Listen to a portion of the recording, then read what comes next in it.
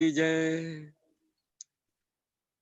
कल के प्रसंग में पूरा समय मानस की एक चौपाई पे निकल गया और जिस सत्संग प्रसंग में मानवता के यात्रा में हम जहाँ चल रहे हैं वो वृत्ति है, एक चौपाई पे आहार, संग और जिस स्वभाव और वृत्ति। हमारी वृत्ति कैसी होनी चाहिए? उपासना करने से पहले, साधना करने से पहले, हम सत्संग में जाने से पहले, वो वृत्ति है। गुरुजनों की शरणागति प्राप्त करने से पहले हमें मनुष्य बनना है और मनुष्य बनेंगे तभी हम आगे बढ़ेंगे। तो इस यात्रा में हम वृत्ति में चल रहे हैं। आज कुछ अपने पूज्य महाराज श्री के प्रत्यक्ष देखे हुए अंतर्मुखी वृत्ति के उदाहरण आपको हम सुनाएंगे। वृत्ति रजोगुणी, तमोगुणी और सतोगुणी तीनों प्रकार की, जैसा पहले निवेदन कर चुके हैं।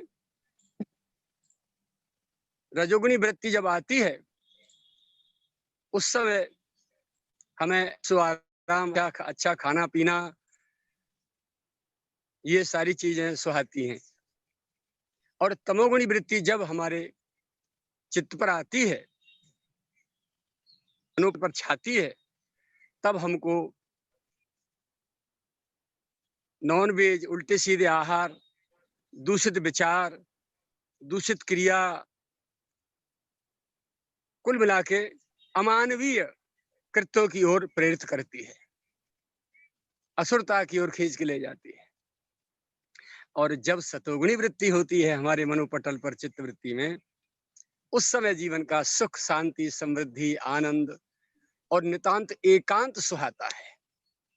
जब रजोगुणी तमोगुणी होती है तब बहिर्मुखता आती है, दूसरों को देखते हैं हम, कौन क्या कर रहा है, क्या नहीं कर रहा है। और जब सतोगुणी वृत्ति आती है तब ऐसा लगता है कि हमसे कोई बात ना करे, हम एकांत में बैठे, हमें कोई देखे ना और हम किसी को देखे ना, हम किसी से मिले ना, बस अपने प्रियतम की यादों में खोए रहें। अपने जीवन पर, अपने चरित्र पर, अपने आहार पर, अपने व्यवहार पर, अपने स्वभाव पर, अपने संग पर, अपने अपने पर हम सोचें कि हम कहाँ हैं। हमारा जीवन दूसरों के लिए दुखदाई तो नहीं हो रहा, कहीं हम खुद पतन की ओर तो नहीं जा रहे। जब सतोगुणी वृत्ति आती है तो ऐसे ऐसे विचार हमारे भीतर उठते हैं जो उत्थान का एक संकेत कहो या सूचना होती है, या डंका बजाते हैं उत्थान का, कि निश्चित रूप से हमारा मानव जीवन उत्थान की ओर जा रहा है। तो उसी वृत्ति का प्रत्यक्ष ज्वलंत उदाहरण हम आपको बताएं। हमारे पूज्य सदगुरुदेव भगवान बाबा सरकार की कैसी अंतर्मुखी वृत्ति रहती थी, आश्चर्य करेंगे आप सुन करके। हम जब लवसंका जाते थे, शौच जाते थे या जल पीते थे, एक तांबी लुटिया, हमें का लोटा, वो अपने पास रखते थे महाराज जी के लिए होना। उसको ले जाकर जब उनके सामने जब हम प्रस्तुत करते थे तो कुल्ला करा दिया, हाथ धुला दिए, मुंह धुला दिया, जल पिला दिया। एक लुटिया किसी के मन में आई कि बाबा की प्रसादी, जो बाबा अब तक इससे सेवा ले रहे हैं, ये हम हमारी पूजा में ले जाना चाहते हैं। तो हमने कहा भैया दूसरी ले आओ। तो भक्त थे कोई बहुत अच्छे, वो बेचारे कोई एक लुटिया तांबे की नहीं ले आए, बड़ी सी, वो छोटी थी, उन्हें बड़ी ले आए, लोटा ले आए। अब वो लुटिया महाराज जी के वही सामने, उसमें कुटिया में सामने तखत पे, उस पर टेबल पर रख दी गई और रखी थी।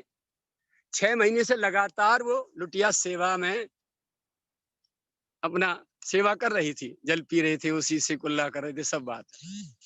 6 महीने बाद एक दिन अचानक जब हम रोजाना की तरह जल पिलाने के लिए गए तो हमसे पूछे, ये ये ये ये ये ये मौन ही रहते थे। यानी कहने का भाव ये था उनका, मौन भाषा में, मूक भाषा में, कि ये कहाँ से आई, कौन लाया इसको। तब हमको बहुत जोर से हंसी भी आई और भीतर से अति प्रसन्नता हुई, गदगद होकर के हमें जी भर के रोना भी आया कि हमारे प्रियतम कैसे अंतर्मुखी है। इन्हें संसार का उसी कुटिया में सामने 6 महीने से ये लोटा इनकी सेवा में प्रस्तुत है, उनका होश ही नहीं है। आज अचानक वृत्ति दृष्टि जाने कैसे उधर बाहर आ गई निकल के, तो उसको ये आज पूछ रहे हैं 6 महीने बाद कि ये कहाँ से आया, कौन लाया। एक उदाहरण। दूसरा उदाहरण, 12 महीने में से 7 महीने तो टोटल ब्रजवासियों के घर मधुकरी भिक्षा भोजन का होता था, और 5 महीने में से हर महीने में 12 में से 5 महीने बचे, तो 5 महीने में से 20 दिन ब्रजवासियों के, बाहर के ग्राम मित्रों के, गोवर्धन के भी होते थे उसमें, लेकिन 10 दिन हर महीने में ब्रज से बाहर के जो भक्त जुड़े थे उनको देते थे। ऐसे करके एक वर्ष में 50 दिन होते थे जो बाहर के भक्तों के लिए होते थे, बाकी सारे दिन भिक्षा ब्रजवासियों की होती थी। पूरे ब्रज में से, समग्र ब्रज में से ब्रजवासी आते थे और अपनी अपनी तारीख पे महाराज जी से तारीख ले जाते थे। 10-10 साल बाद नंबर आते थे। तो भिक्षा जो है, अब एक दिन माघ का महीना था, तो यहाँ एक जगदीश करके भैया हैं वैश्य परिवार से, गोवर्धन में, उनके घर में भिक्षा थी। उन्होंने हमारे माध्यम से पूज्य महाराज जी का एक चित्रपट अपनी पूजा में लगा लिया था। तो उनके तिखाल कहें, आरा कहें, या पूजा की जो जहाँ स्थान था, वहाँ गिरिराज जी, अरे बगल में महाराज जी चित्रपट के रूप में विराज रहे थे। उनके घर जैसे ही भिक्षा करने गए, उम्र में सब भाइयों से छोटे होने के नाते, वैसे तो बहुतों से हम सीनियर थे, लेकिन उम्र में सबसे छोटे थे। तो छोटो बेटा बहुत ज्यादा नटखट हो ना, तो उसका जो है हमने खूब आनंद लिया सबसे छोटे होने का। पूज्य महाराज जी के हाथ पकड़ के चलते, हाथ पकड़ लाते ले जाते, सारी सेवाएं, और जो मन में आती कह डालते। और बड़ा बड़ा कोई मर्यादा में रहते थे, डरते थे, पास नहीं आते थे, और हम अपनी कुछ भी बात कह सकते थे। यहाँ तक बात थी, बड़े लोग भी अपनी बात मनवाने के लिए हमसे पूछते थे, हमसे कहते थे हमारी बात पहुंचा दो बाबा। तो कितनी प्यारी बात हम आपको बताएं। महाराज जी को जगदीश भैया के यहाँ भिक्षा के लिए गए, गोवर्धन लेकर के बड़े बाजार में, उनके घर पहुंचे, तो हमने जाते ही एक मजाक कर दी, एक जोक कर दी महाराज जी से। हमने कहा, ये जो पूजा के स्थान पर गिरिराज जी के बगल में बैठे हैं ना, ये संत, ये महापुरुष, ये ब्रज की बहुत बड़ी महान विभूति हैं, और इनकी गोद में ठाकुर जी खेलते रहे और आज भी मौजूद हैं, और बचपन से हम पे बड़ी दया करते हैं, बड़ा प्यार दुलार करते हैं। पता है महाराज जी ने क्या किया? बस जाके वहां माथा टेक के प्रणाम किया। अपने ही चित्रपट को, अपने ही फोटो को महाराज जी ने माथा टेक के प्रणाम किया। हम सब एकदम खिलखिला के हंस पड़े बहुत जोर से। तब हमारी ओर देखने लगे कि कोई बात बनी है, सब क्यों हंस रहे हो? हमारी मजाक बना रहे हैं, क्यों हंस रहे हैं? तब हमारा कान पकड़ के बोले, बताओ क्यों हंस रहे हो? तुम बहुत नटखट हो, बदमाशी करते हो, बताओ क्यों हंस रहे हो? हमने कहा, बाबा, ये हमारे बाबा की छवि है, हमारी सरकार की छवि है। ये 2 तमाचे प्यार से हमारे गाल पर लगाए। बदमाश कहीं का, नटखट, हमको फेंका था। ऐसे करके बैठ गए। अब बताइए, जीवन में कभी दर्पण नहीं देखा, मिरर नहीं देखा, कभी नहीं देखा, न उन्हें पता थी कि हमारी शक्ल कैसी है। उन्हें ये नहीं पता कि हमारा चेहरा कैसा हो गया है, हमारी शक्ल कैसी हो गई। अब तीसरी घटना, एक ब्रजवासी पंडित घुरेराम जी अध्यापक रहे, बुजुर्ग थे, बड़े संयमी, बड़े मर्यादित, नैतिक स्तर का ठिकाना नहीं। तो ब्राह्मण परिवार से रहे, बुजुर्ग रहे। नित्य महाराज जी के पास भोजन के बाद, भिक्षा के बाद जब महाराज जी विराजते थे, सदग्रंथों का स्वाध्याय होता था, हमारे एक गुरु भाई रामदास जी, उनको पहले महाराज जी स्वयं पढ़ते थे, अध्ययन करते थे। बाद में जब हम लोग ये सब सेवा में आ गए, तो अब उनको सेवा में लगाना था, इसलिए सेवा दे दी। उनको बैठा देते, वो ग्रंथ पढ़ते थे, महाराज श्रवण करते थे और लोग भी श्रवण करते थे। एकादशी का दिन रहा, उनकी एक बहन थी, वो यहीं रहती थी, पंडित घुरीराम जी की। और जिस दिन ब्रजवासियों घर में भिक्षा होती थी, भोजन के लिए सब हम लोग जाते थे महाराज जी के साथ, तो इतना एक उत्सव महोत्सव जैसा होता था। बच्चे स्कूल नहीं जाते थे। उबली हुई मूंग और बिना हींग मिर्च मसाले की सब्जी, कोई भी एक सब्जी। टिंडे चल रहे तो टिंडे ही चलेंगे जब तक मंडी में गाय खाने लग जाए। जो सब्जी की दुर्गति होती थी, जिसकी कोई कीमत नहीं होती थी, वो चलती थी रोजाना। यानी ब्रजवासियों पे आर्थिक वजन न पड़ जाए। लौकी चल रही है, घिया चल रहा है, तो चल ही रहा है ऐसा, इतना सादगी जीवन। तो उबली हुई सब्जी, बिना चुपड़ी रोटी, एक बार खानी है, 24 घंटे में खा लो बेटा जितनी खानी है। दोबारा कहीं कुछ नहीं, सुबह पानी शाम पानी, कुछ भी करते रहो। तो एकादशी का दिन रहा, बथुआ उबला हुआ रखा था, निचोड़ा हुआ, और समा के चावल की मिला के थोड़ी खिचड़ी रखी थी, बस वो सामने रख दी गई। कुछ आलू रखे थे। अब भिक्षा लेने लगे।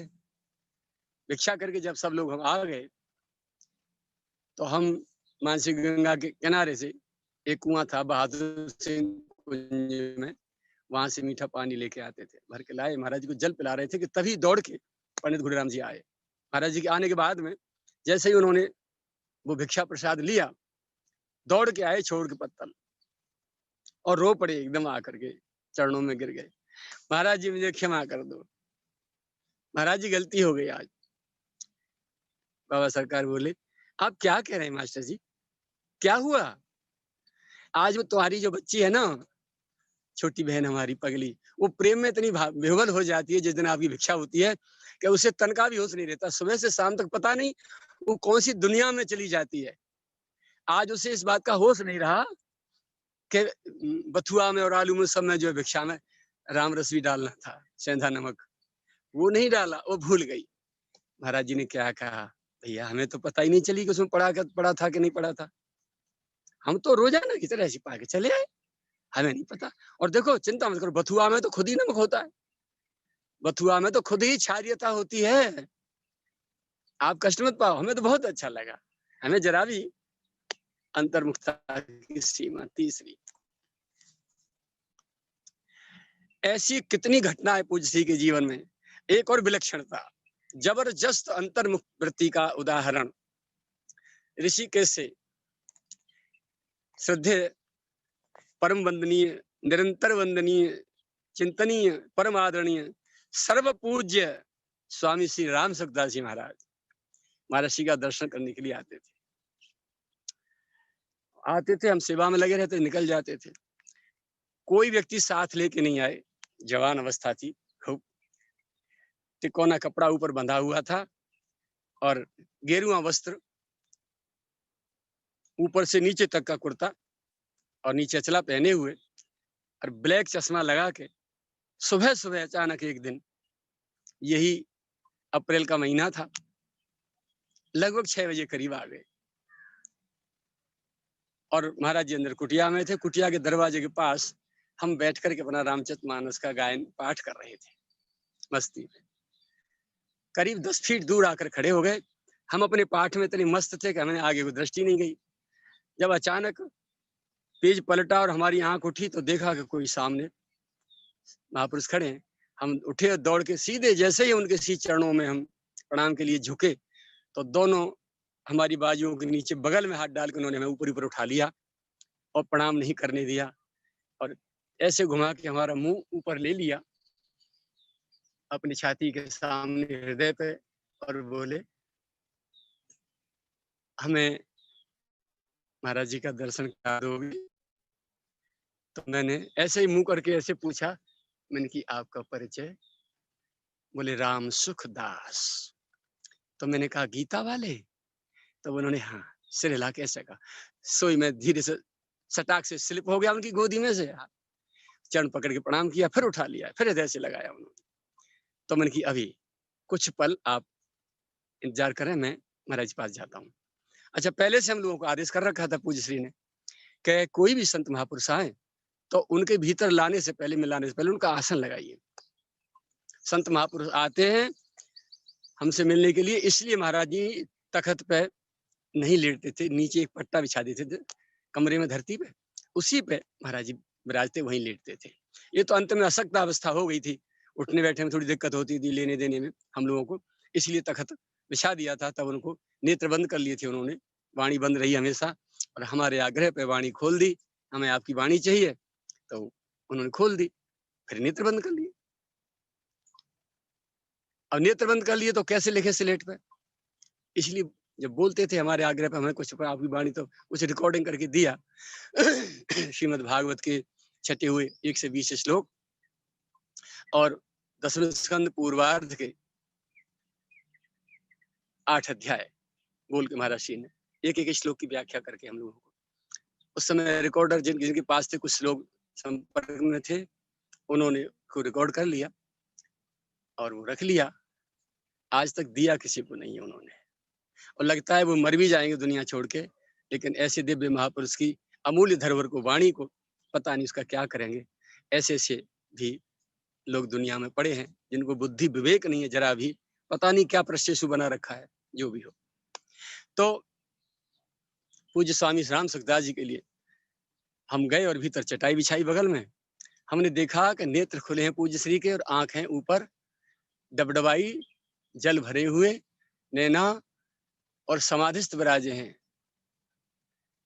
हमने आसन बिछाया और अपने हिसाब से बोल दिया, पूज्य स्वामी श्री राम सुखदास जी ऋषिकेश से पधारे हैं। गेट खोला, हमने महाराज जी को इशारा किया, स्वामी जी अंदर गए, आसन में विराजे, हमने स्वामी जी को प्रणाम किया, महाराज जी को प्रणाम किया, आप विराजो, और हम पाठ में लग गए। लगभग 50 मिनट स्वामी जी बैठे रहे। महाराज जी की ना तो पलक बंद हुए, ना आंसू बंद हुए, और ना ही उन्हें पता चला कि मेरे पास कौन आया कौन गया। 50 मिनट बाद जब स्वामी जी बाहर आए, मेरे से कहा, भैया कृष्णदास जी मैं तो चला। अद्भुत दर्शन हुआ, दिव्य दर्शन, ऐसा दर्शन जिसने मेरा जीवन बदल दिया, मुझे कुछ सिखा दिया। मैं तो बहुत कुछ सीख के जा रहा हूँ। पर पूरी महाराज जी को मेरा पता नहीं चला है बाबा को। जब ये प्रकृतिस्थ हो जाएं, अपनी समाधि से बाहर आ जाएं, तब मेरा परिचय दे देना कि स्वामी राम सुखदास आए। जी चले गए। स्वामी जी बहुत लाल लड़ाते थे, भारत के बड़े बड़े सभी संत आते थे, इस शरीर को बहुत सुख मिला, सभी ने अपने अबोध शिशु की तरह हृदय से लगा लगा के खूब लाड़ लड़ाया है, खूब प्यार पाया उनका सभी का, और इन्हीं महापुरुषों की कृपा का फल है आज मेरे जीवन में जो भी कुछ आपको दिखाई दे रहा है। वरना मांस पिंड का ये पुतला, सारा संसार जिस माता पिता के कीचड़ के गारे से निकल के आया, उसी से हमें शरीर प्राप्त हुआ है। लेकिन जिनके ऊपर महापुरुषों की कृपा हो जाती है, जिन्हें महापुरुषों का प्यार दुलार मिल जाता है, वो संसार में रहते हुए भी संसार में नहीं रहते। संसार उनमें नहीं रहता, वो संसार में जरूर रहते हैं। न महापुरुषों को कोई समझने वाला होता है, न महापुरुषों के जनों को कोई समझने वाला होता है। इस संसारी विषयी प्राणी नाना प्रकार के छल दम्भ कपट से भरे हुए अहंकार में चूर रह करके महापुरुषों का तिरस्कार, अपमान, निंदा, आलोचना कर करके अपने आप को गौरवान्वित समझते हैं। और कष्ट का विषय यह है कि आज साधु वेशधारी केवल पैसे के लिए छल से बल से नाटक कर करके व्यास मंचों पर जा करके ऐसे संतों की उपेक्षा कर रहे हैं। ऐसे दिव्य महापुरुष जिनकी गोद में ठाकुर खेलते थे, ठाकुर से लड़ते हुए इन आंखों ने उनको देखा है। जिस गोद में उन्होंने ठाकुर बैठाया, उसी गोद में इस शरीर को उन्होंने खिलाया वात्सल्य से। तो हम तो लड़ जाते हैं कन्हैया से कि तुम कोई ज्यादा बड़े नहीं हो। जो गोद तुम्हें खेलने को मिली है बाबा की, उसी गोद में हम भी खेले हैं और तुमसे ज्यादा खेले हैं। नाम तो लेते हैं पूज्य महाराज जी का, व्यास मंचों पे, लेकिन आज समाधि स्थल की दुर्दशा करने में केवल साधु हैं, केवल साधु जिन्होंने स्थली की दुर्दशा बनाई है। यहाँ से हमारी कुटिया को हटाया है, हटा करके यहाँ जहाँ मक्खी भी प्रवेश नहीं करती थी, वहां आज परिक्रमा के परिक्रमार्थी लोग जब आते हैं तो चाइना लेटरिन बाथरूम कर रहे होते हैं, और बदमाश लोग गुंडे रात को समाधि स्थल पर बैठ करके शराब पीते हैं। कई बार अंधेरे में आके हमने उनको दबोचा है। जिस स्थली पर महाराज श्री का नाम व्यास मन से लेने लिए इसलिए लेते हैं नाम, हो कि वो अपने को जो दिखाते हैं कि हम पंडित जी जैसे महापुरुष के बहुत निकट हैं, ऐसे। लेकिन सच्चाई ये है कि वो घोर राक्षस योनि के जीव हैं। भले ही कपड़ा बदल दिया, साधु वेश बना लिया तो क्या हुआ, और पता सबको है कि किसका षड्यंत्र है ये। हमारी कुटिया ही तो तुमने हटा दी, हम तो मानते ही नहीं थे कोई कुटिया है, हम तो बैठे, हमारी कुटिया तो पूज्य श्री के चरणों में है प्यारे। जो भी हो, इतने पावन प्रसंग में दुष्टों की चर्चा और उनका याद करना अच्छी बात नहीं है, इसलिए हटाते हैं। प्रसंग बस आ गई, क्षमा करें आप लोग, आपके आनंद में दुष्टों की चर्चा की गई। हाँ, तो अंतर्मुखता, वृत्ति जब अंतर्मुखी होगी तब मैं कौन हूँ, कहाँ से आया हूँ, मेरा कर्तव्य क्या है, मैं क्या कर रहा हूँ, क्या मुझे जो करना चाहिए वही कर रहा हूँ, शास्त्रों संतों की आदेशित और प्रतिपादित वस्तु है वही मेरे जीवन में है, अथवा उससे अलग मेरा कोई जीवन जा रहा है। कहीं ऐसा तो नहीं कि मानव जीवन में रहते हुए मैं कहीं दानवोचित क्रिया, व्यवहार, आहार, संग ये सब तो नहीं कर रहा। एकांत में जब हम बैठते हैं तब इन सारी चीजों का चिंतन करने के लिए हमारी बुद्धि और मन बाध्य हो जाते हैं। और जब रजोगुणी तमोगुणी वृत्ति होती है तो हम अपने को नहीं देखते, अपने अंतर को नहीं देखते, बहिर्मुखी है, बाहर देखते हैं, वो ऐसा है, वो ऐसा है, वो ऐसा है। तो इससे होता है क्या है, अपनी हानि ये होती है कि अपने दोष निष्कासन से हम खुद वंचित रह जाते हैं, और दूसरों के दोष देख देख के उनको और अपने में स्टोर कर लेते हैं, भर लेते हैं।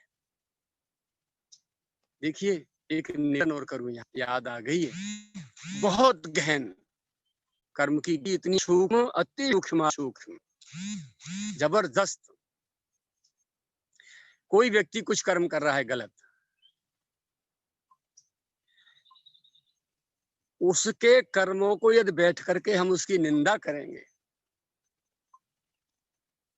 तो बिना किए हुए उसके कर्मों में हम सहभागी हो जाते हैं। उसके दोष देखते हैं, उसके दोषों से उसके जो जो दुष्कर्म है वो हमारे में स्टोर हो जाते हैं, और वो जो उस अपराध को करता है उससे ज्यादा बड़ा अपराध हमको प्राप्त होता है। जो पाप उसको लगता है उस कर्म को करने से, उस व्यक्ति की चर्चा करने से, उसकी निंदा करने से हमको भी वही पाप लगता है। इसलिए निंदा स्तुति से दूर, ना किसी की स्तुति ना किसी की निंदा। हाँ, दृष्टि जब बहिर्मुखी और बाहर दृष्टि जाए, दूसरों को देखें तो केवल इसके लिए देखें कि इससे अपने आप को बचा लें हम, ये दोष हमारे में नहीं आना चाहिए। इसके लिए दृष्टि जाए तब तो ठीक है, शिक्षा के लिए। बाकी दोष देख करके निंदा आलोचना करें, ये मूर्खता होगी हमारी, इससे बचना है। और मानवता की यात्रा में एक एक कदम रोज आगे बढ़ रहे हैं। बहुत प्यारी चर्चा, बहुत प्यारा विषय। मैं सोच रहा था पता नहीं, मैंने बोल तो दिया है समय देने के लिए, चलो कुछ चर्चा किया करेंगे, पर चर्चा क्या करेंगे। गिरिराज जी और पूज्य महाराज जी से मैंने कह दिया, आप जो चाहो सो मेरे मुख से बोलते जाना, मुझे नहीं मालूम क्या बुलवाओगे। लेकिन ऐसा लग रहा है कि मैं तो मेरा पाठ याद कर रहा हूँ, मेरा स्वाध्याय कर रहा हूँ, और आपको मेरी वाणी के द्वारा जो कुछ गिरिराज जी महाराज जी बोल रहे हैं उससे आपको लाभ मिल रहा है। इन सारी चीजों से हम रोजाना इनका चिंतन, मनन, पठन, स्वाध्याय करते रहें तो ये सारी चीजें हमारे जीवन में, दोष और बुराइयां हमसे बहुत दूर रहेंगे और हमारा जीवन उत्तरोत्तर उत्थान की ओर जाएगा। तो समझ में आ जानी चाहिए कि हमारी वृत्ति बहिर्मुखी नहीं होनी चाहिए, और बहिर्मुखी वृत्ति न हो इसके लिए हमें क्या करना है, निषेध क्या करना है अपने जीवन में, किन किन चीजों से बचना है। वो यही है कि दूषित आहार नहीं, दूषित संग नहीं है, दूषित व्यवहार नहीं, दूषित स्वभाव जन्य कोई वस्तु नहीं और दूषित चिंतन नहीं। इन सारी चीजों से अपने आप को बचाते जाएं, क्रमशः क्रमशः क्रमशः क्रमशः अपने आप को बचाते चले जाएं। स्वभाव है जीव का, क्योंकि जन्म जन्म से हमारी मन बुद्धि मायक रहे हैं, हर योनि में विषयों का सेवन किया है और दूसरों में दोष देखे हैं। तो इतना सहज नहीं है इनसे बचना, ऊपर उठना। लेकिन यदि हम मन बना लेते हैं तो एक क्षण, उसी क्षण हम इनसे बच जा सकते हैं। हमने मन बना लिया, क्योंकि मानव है ना, बुद्धि विवेक हमको दिया है, उसका प्रयोग करें तो थोड़ी देर में जिस क्षण हमने मन बना लिया उसी क्षण हम बच जाएंगे इन चीजों से। तो रजोगुणी ना आहार करना है, न तमोगुणी आहार करना है, न कोई ये रजोगुणी तमोगुणी संग स्वभाव वृत्ति ये सब व्यवहार ये सब कुछ नहीं करना है। कोई क्रोध कर रहा है, सामने से मुस्कुरा के खड़े हो जाओ।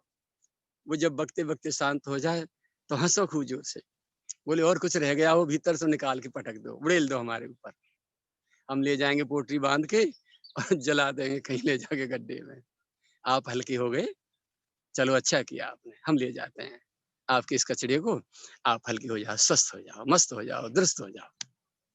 हम जब किसी के प्रति, देखिए मोबाइल है ना, टीवी है, मोबाइल है, ये क्या है? दूरदर्शन, रेडियम प्लास्टिक, यही तो इसमें भरा पड़ा है। रेडियम के सर्किट है, प्लास्टिक की सब मदरबोर्ड हार्डवेयर, उसमें कुछ ट्रांजिस्टर लगे हुए हैं सब। वो क्या मनुष्य के बनाए हुए ये पुर्जे रेडियम प्लास्टिक के और ये सारी इतनी कैचेबल पावर रखते हैं कि आप अमेरिका, इंग्लैंड, न्यूजीलैंड, कहाँ भारत में सब प्रत्यक्ष से दूरदर्शन हो रहा है। जब ये साक्षात्कार करा सकते हैं, हमें किसी का भी कभी भी दर्शन करा सकते हैं, तो भगवान का बनाया हुआ ये दिल और दिमाग, हार्डबोर्ड और मदरबोर्ड, ये कितना कैचेबल पावर रखता होगा, इसका अंदाज भी नहीं लगाया जा सकता।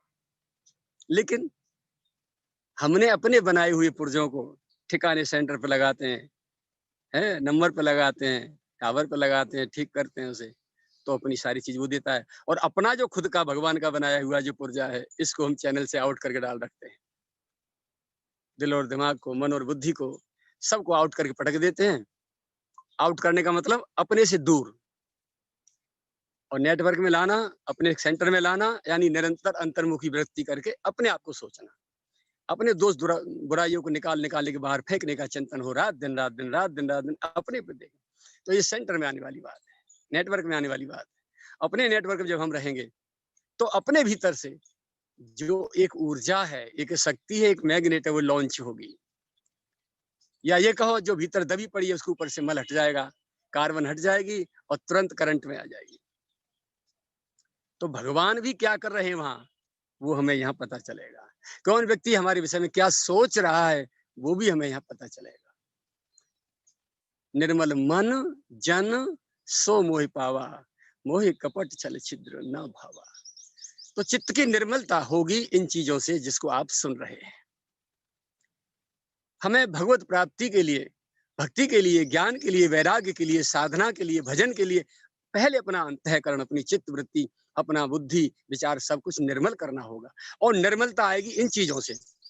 माला जपने से निर्मलता नहीं आएगी, माला जपने से तो विकार और बढ़ेगा, क्योंकि वो आपकी जो खाते किसान की तरह सिंचाई का विकार कोई बढ़ा देगा, क्योंकि बिना सत्संग के आपका मन धुलेगा नहीं। जूना लगता है, रगड़ लगती है इसमें, और भगवान के विरह के आंसू जब आते हैं तो पानी गिर करके मन निर्मल हो जाता है। तो सत्संग रूपी रगड़, सत्संग रूपी जूना में लग के हमारा मन और बुद्धि विचार सब शुद्ध हो जाते हैं। और पानी जब गिरता है विरह की याद का, तो धुल के मल साफ होकर के हमारे मन बुद्धि रूपी पात्र और चित्त शुद्ध हो जाते हैं। तो हमें इन चीजों से जो हम सुन रहे हैं आज तक, आहार की, संग की, व्यवहार की, विचार की, स्वभाव की, ये जो चीजें सुन रहे हैं, जो बातें सुन रहे हैं, ये सारी चीजें, इससे क्या होगा? भगवत प्राप्ति नहीं, भगवत प्राप्ति के योग्य हमारा दिल और दिमाग में पात्रता आएगी, एक क्षमता पैदा होगी, एक क्वालिटी पैदा होगी, जिससे हम अपने आप को, भगवान की सारी आयु वस्तुओं को उसमें स्टोर कर सके। एक स्टोरेज तैयार हो रहा है हमारे भीतर। कुआं हट जाता है, लोग सफाई करते हैं उसकी, कितना कचरा निकाल निकाल के फेंकते हैं बाहर। ऐसे ही मन बुद्धि दिलो दिमाग में हमारी में जो जन्म जन्म के विषय वासनाओं के जो कचड़े पड़े हैं, वो किस चीज से गए हैं, उनकी सारी जानकारी गिरिराज जी और पूज्य बाबा महाराज आपको दे रहे हैं। पर बोल हमारे मुख से रहे, हमें भी बहुत आनंद आ रहा है इन सारी चीजों को सुनने के लिए। हमारा भी दिल और दिमाग बुद्धि पर जूना लग रहा है। ऐसा नहीं है कि आपको ही लाभ मिल रहा हो, हमको नहीं मिल रहा है, हमको आपसे ज्यादा मिल रहा है, क्योंकि हमारी पीछे देखी हुई सारी चीजें पुरानी सब तरोताजी होती चली जा रही, पुरानी यादें तरोताजी होती चली जा रही। इस माध्यम से ये जो भी अच्छा सो अवसर श्री गिरिराज जी ने, महाराज जी ने सदगुरु कृपा से मनहनी जी को प्रेरित करके और ये कार्यक्रम सु आगे बढ़ाया है, इससे सबसे ज्यादा हम ही लाभान्वित हो रहे हैं। आप सबसे ज्यादा लाभ हमको हो रहा है। हमारे अंतःकरण को, हमारी बुद्धि को, मन को, विचार को एक सुंदर जो है सुसज्जित करने का, अलंकृत करने का सुंदर सुयोग, सौभाग्य और विचार चिंतन प्राप्त हो रहा है हमको। हमको कहाँ रहना चाहिए, मैं कौन हूँ, कहाँ से आया हूँ, मेरा क्या कर्तव्य है, मुझे क्या करना चाहिए, मैं क्या कर रहा हूँ, सारी चीजों को निरंतर मन हमारा विचार करता रहता है, उसी में गोता खाता रहता है, डूबता रहता है, आनंद शीतलता में मस्त रहता है। हमें नहीं पता कौन क्या कर रहा है, क्या नहीं कर रहा है। तेरे जाने कछु करे भलो बुरो संसार, नारायण तू बैठ के अपनो भवन बुहार। अपने हृदय रूपी भवन में झाड़ू देते रहो और विकारों को बाहर फेंकते रहो, उसकी सफाई करते रहो। सुने न काहू की कही, लोग तो कहेंगे ही, कुछ तो लोग कहेंगे ही, लोगों का काम है कहना। तो सुने न काहू की कही और कहे न अपनी बात, सुने न काहू की कही, कहे न अपनी बात, नारायण व लगन में मगन रहे दिन रात। प्रेम दीवाने जे भये, मन भयो चकनाचूर। क्या बात है महापुरुषों के बारे में।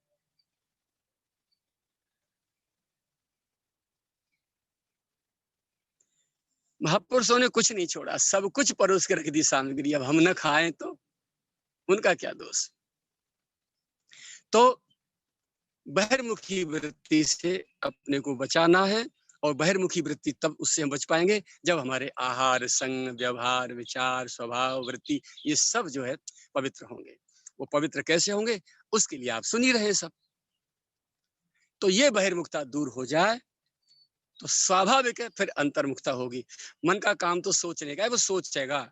जन्म जन्म से विकारों में रहे हैं, हर योनि में विकार भोगे हैं, राग द्वेष ईर्षा अहंकार काम क्रोध, जो धिंगरा छोटे को दबोचो, हमेशा वही अपने को छोटे पे अनुशासन करता हुआ, बॉसगिरी पेलता हुआ, उस पे बेचारे को अनुशासित और जो है प्रताड़ित करता हुआ आ रहा है हर योनि में। हर जीव देखिए उठा करके, चींटी भी एक दूसरे से लड़ाई लड़ती देखी हमने, यहाँ जंगल में बैठे रहते हैं, खूब लड़ती हैं यहाँ, देखी हमने आपस में। बंदर भी लड़ते हैं, पक्षी भी लड़ते हैं एक दूसरे से, पशु भी लड़ते देखे हैं। मनुष्य तो कर कहना ही क्या, सबसे ज्यादा लड़ता है। तो ये सारे विकार जन्म जन्म से हमारे भीतर पड़े हैं। कबहू की करी करुणा नर देही, देत ईश बिनु हेतु सनेही। बिना किसी हेतु के, बिना किसी स्वार्थ के परमात्मा गोविंद जब वो नार की योनियों से निकाल करके हमें मनुष्य योनि देते हैं, और फिर कहीं मिल जाए संतों की संगति, हमारी हो जाए उनमें श्रद्धा, उन पे हो जाए विश्वास, मन बुद्धि विचार हो जाए पवित्र उनकी संगति से, बस यात्रा शुरू हो गई। अब जीव से ईश्वर तक की यात्रा अब शुरू हो गई। अंतःकरण की शुद्धि के बिना आप एक कदम भी आगे नहीं बढ़ सकते। प्रिया प्रीतम की बेल में घुस जाओ सीधे, अभी शराब पी के रोड पे डोले थे, आते बस प्रीतम के प्रेम की बातें करने लगो, मंच पे बैठ के गाने लगो, प्रेम की बातें, प्रिया प्रीतम की, एकांत की, रस की बातें। इससे आपको कुछ नहीं मिलेगा, केवल मनोरंजन मात्र रह जाएगा। आपके अंतःकरण में वो बात भीतर उतरेगी नहीं। ये कहो कि विष में रस मिला दिया आपने, और रस को भी विष बना दिया। हमारे महापुरुषों की तो यही मान्यता है, हमारी गुरु परंपरा की तो यही मान्यता है कि साधना तो थोड़ी सी, औषधि थोड़ी सी, पथ्य और अनुपान बहुत बड़ा, बहुत बड़ा, बहुत बड़ा। ये सारी चीजें बहुत आवश्यक है मानव जीवन में। तब अंतर्मुखी जब वृत्ति आती है मनुपटल पर, तो इतना सात्विकता आती है, ओहो, शांति के अथाह सागर में हम डूब जाते हैं। फिर जो आनंद आता है वो वाणी से बखान करने के लिए शब्द कोश नहीं होते। तो हमारी ये प्रार्थना है आप सभी से, यदि मानव जीवन का सच्चा सुख लेना हो, सच्चा स्वाद लेना हो, अच्छा टेस्ट लेना हो, जैसे भोजन में देखते हो ना, अमुक चीज बनी, वो टेस्टी नहीं, ये टेस्टी नहीं, नाक सिकुड़ के माथे पर रख लेते हैं। कोई टेस्टी होती है था, ओके ओके ओके ओके, इन्हीं में जिंदगी जन्म पर जन्म चले गए, ओके ओके करते करते वह ओके से बाहर निकलो, अब या ओके में आ जाओ। तो ये महापुरुषों की अमूल्य धरोहर, इन चीजों पर कोई चर्चा नहीं होती है, कहीं नहीं सुनी गई है। हमारे गुरु दरबार के लोग भी, जो गुरु भाई थे, वो भी इन चीजों पर चर्चा नहीं करते थे। होड़ा होड़ी अन्य लोगों की तरह आश्रम और गौशाला सब खड़ी खड़ी करके मरमरा के चले गए सब। और उसमें रहने वाले जो लोग हैं वो क्या करेंगे? वो मायावी जीव है, संसारी जीव है। गाड़ियों में बंगलाओं में ऐश करेंगे, रजोगुणी आहार करेंगे, विचार बुद्धि दूषित होंगे, फिर क्या होगा? सिवाय पाप के दूसरी कोई चीज नहीं होगी। तो ऐसे महापुरुष की परंपरा में रहने वाले लोग जब भूल करेंगे तो जन्म जन्म ये नहीं होगा। इसलिए हमें आशीर्वाद दें कि हमारी मन बुद्धि विचार शुद्ध बने रहे और अपनी, भले ही भूखे मर जाएं, लेकिन अपनी गुरु परंपरा से बाहर न जाए। भले शरीर रहे या न रहे, कोई मार डाले, हमारे छर्रा भी भरे पड़े हैं गोलियों के, हमारी जान लेने के लिए साधुओं ने कसर नहीं रखी है। यहाँ के साधुओं ने, जो तथाकथित वेशधारी साधु हैं, सब कुछ भरा पड़ा है, छोड़ा कुछ नहीं उन्होंने। लेकिन वाह प्यारे, जब दीनानाथ दया करी हैं तो कौन बिगाड़ करे नर तेरो। प्यारे, संसार में आप रह रहे हैं, आसुरी प्रवृत्ति वाले लोग भी आपके आसपास हैं और आपको भी प्रताड़ित करते होंगे या करते रहेंगे। उनसे कैसे बचना है, वहीं अपने विवेक का प्रयोग करते हुए बच के निकल जाना। जैसे वाहन को चलाते हैं रोड पे, हमारे हाथ में स्टीयरिंग होती है, असंख्य वाहन क्रॉस होते हैं आगे से पीछे से, है? जब आगे आने वाला हमारे ऊपर चढ़ता चला आता है तो हम स्टीयरिंग काट के उसकी और लेफ्ट कर बच के निकल जाते हैं। पीछे वाला चढ़ता हुआ आ रहा है तो हम साइड से बचा के अपने आप को निकाल देते हैं, उसको आगे साइड दे देते हैं, जा भैया जा भैया जा। बस ऐसे ही इससे मानव जीवन में जितना बचा जाए उतना टकराव से बचे, किसी से टकराव न हो, क्योंकि संसारी जीव हैं, वो तो नरक के कीड़े हैं। भले ही मनुष्य बने हैं तो क्या, लेकिन हैं तो संसारी कीड़े, मलमूत्र के, निष्ठा के कीड़े हैं। उसी में उनको सुख और स्वाद और आनंद आ रहा है। झूठ साज बोल के वैभव इकट्ठा कर लिया, दुर्बुद्धि दुर्विचार से अपने को बड़ा आदमी मानने लगे। और ऐसे ही लोग मूर्ख, उनके पीछे भीड़ की भीड़ इकट्ठी हो जाती है, अहंकार और पुष्ट होता है उनका। तो वो ऐसे आप जैसे भोले भले लोगों को प्रताड़ित करते हैं, वो नहीं चूकते। असुरता उनकी, क्योंकि हमेशा से मानवता की और दानवता की लड़ाई होती चली आई है और होती रहेगी। जब ज्यादा सीमा पार करती है तब भगवान को अवतार लेकर के आके दानवों का दमन करना होता है। लेकिन ये मिटती नहीं है, बार बार अवतार लेने पर भी किसी भी युग में मिट्टी नहीं है, समूल नाश इसका नहीं होता। कोई कोई बीज फिर रह जाता है, फिर अपना फिर उसका वृक्ष बन जाता है और फल आते हैं और फिर गिर जाते हैं चारों तरफ, फिर वही कुछ समय बाद फिर वही प्रागत्य तांडव और अहंकार के विकारों के हो जाते हैं। इसीलिए गोस्वामी जी ने लिखा है, विधि प्रपंच गुण अवगुण साना, एक जगह, विधि प्रपंच अस अचल अनादि, ऐसा ही है, हमेशा से ऐसा ही रहेगा। इसे कोई सुधारने की कोशिश करेगा उसे खुद बिगड़ना पड़ेगा, मार खानी पड़ेगी और यहाँ से रो रो के दुनिया छोड़ के जाना पड़ेगा। इसलिए सुधारक मत बनो, स्वयं सुधरने में लगे रहो। जब आपके भीतर, जब आप पूरी तरह निर्मल हो जाएंगे, विकार शून्य हो जाएंगे, एकदम अंतःकरण निर्मल हो जाएगा, बुद्धि विचार, तो आपके भीतर से एक वो मैग्नेट पूरी लॉन्च हो जाएगी कि दूसरे स्वयं जो सुधरना चाहेंगे आपके आचरण को देख के और खिंचे चले आएंगे भरोसा आपकी ओर।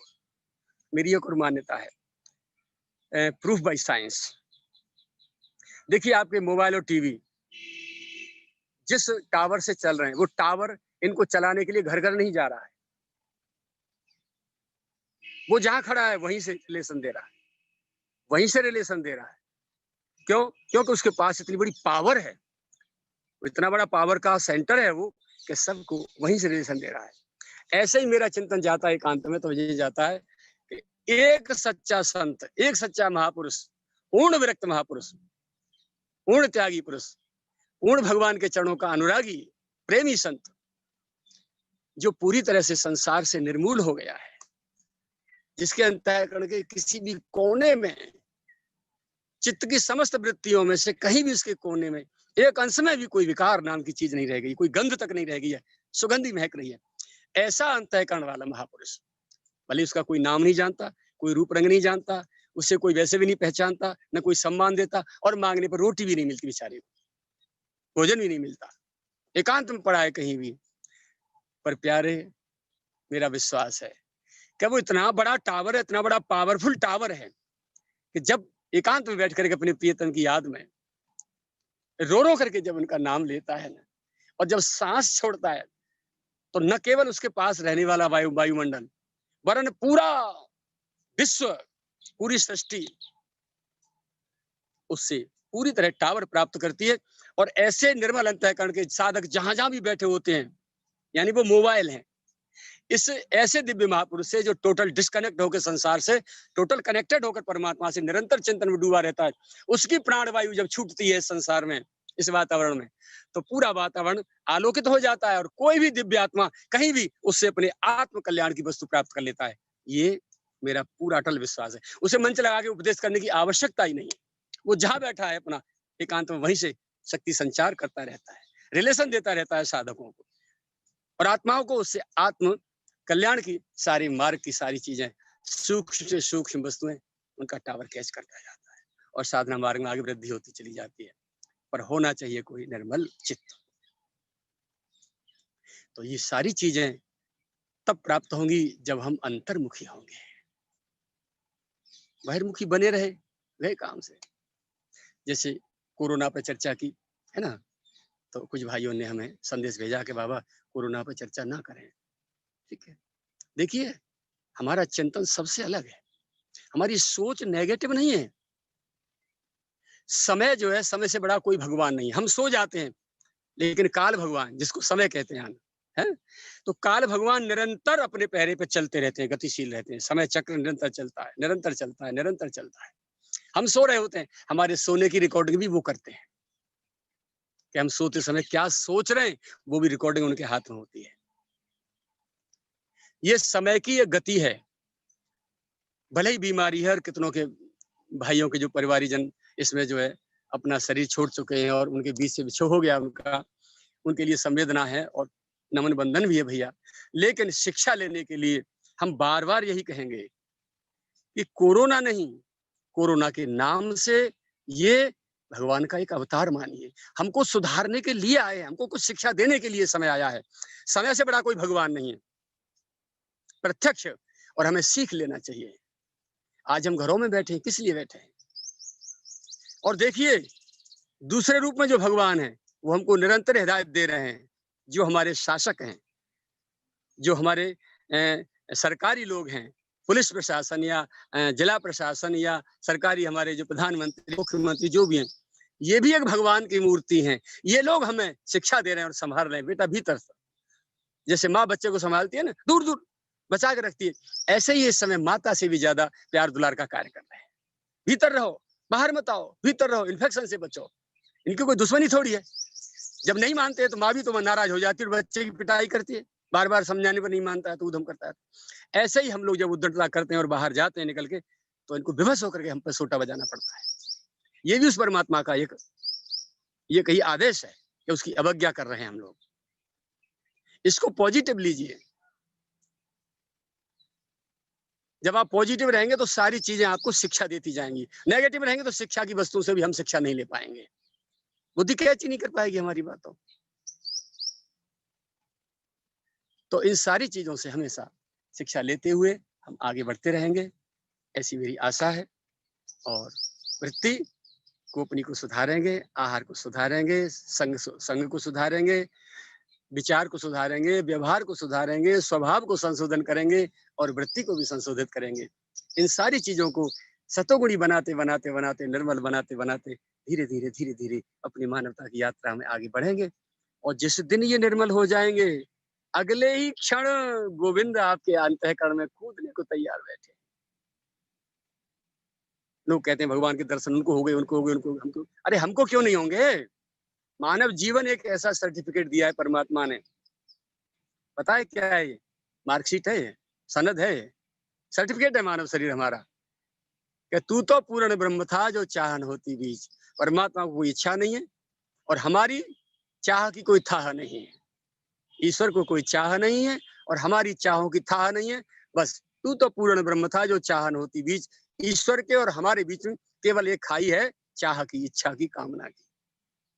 उसने हमको भगवान से दूर कर रखा है। चाह हो तो केवल ठाकुर से मिलने की और अपने अंतःकरण को शुद्ध करने की। और शुद्ध कैसे होगा? कि कोई मास्टर चाहिए, सच्चे संत, कोई सदगुरु चाहिए, तो हमारा हृदय शुद्ध होगा, विचार शुद्ध होंगे, आहार शुद्ध, वो सिखाएंगे हमको एक एक चीज, तब तो न हमारा उत्थान होगा। तो मेरा निवेदन है, इन सारी चीजों से अपने आप को बचाइए और शिक्षा लेते हुए आगे बढ़ना है। आज इतना ही रखें और कल से आगे जैसा ठाकुर जी कहेंगे आदेश होगा अगले प्रसंग में। श्री गिरिराज।